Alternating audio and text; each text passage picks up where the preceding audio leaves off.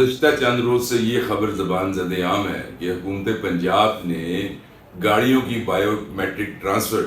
کچھ عرصہ کے لیے مؤخر کر دی ہے۔ یہ وہ گاڑیاں ہیں جو ہمارے ان دوستوں نے اپنے نام ٹرانسفر اس لیے نہ کروائیں کہ اگر ہم اس کو ٹرانسفر کرواتے ہیں تو کچھ عرصہ بعد ہم نے یہ گاڑی بیچ تو دینی ہے، تو ٹرانسفر کروانے کا فائدہ کیا۔ اور دوسرا، انکم ٹیکس ڈپارٹمنٹ، اگر ہم اس کو اپنے نام ٹرانسفر کروا لیں گے تو محکمہ FBI وہ ہم سے پوچھے گا یہ رقم کہاں سے آئی۔ تو اس لیے انہوں نے وہ جو ایک جنرل کانسیپٹ تھا اوپن لیٹر ٹرانسفر کا، اوپن پہ ہم چلا رہے ہیں، اوپن لیٹر پہ چلا رہے ہیں۔ تو اب یہ مسئلہ اب جب سے بائیو میٹرک سسٹم آیا، یہ اب ہمارے گلے کا توپ بن گیا۔ اس خبر میں کیا صداقت ہے، کتنی حقیقت ہے، اس کو جاننے کے لیے ہم جناب رانا قمر الحسن سجاد جو کہ ڈائریکٹر ایکسائز اینڈ ٹیکسیشن ہے ان سے پوچھیں گے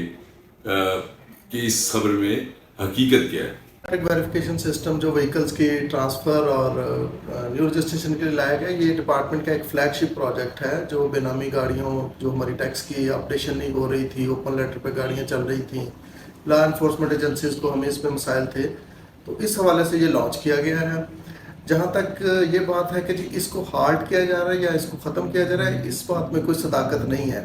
البتہ یہ ضرور ہے کہ حکومت پنجاب کو ڈپارٹمنٹ نے ایک سمری ارسال کی ہوئی ہے کہ 60 ڈیز کے لیے ان لوگوں کو جن میں اس میں مسائل ہیں وہ آ کے متعلقہ اتھارٹی، موٹر رجسٹرنگ اتھارٹی کو ایکسائز آفیسر میں ریکویسٹ کریں گے، اپلیکیشن دیں گے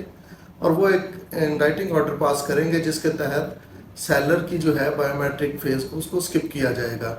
ان جنرل جو ہے یہ بائیو میٹرک ویریفیکیشن کا سسٹم ان پلیس رہے گا اور ایز اٹ از چلے گا۔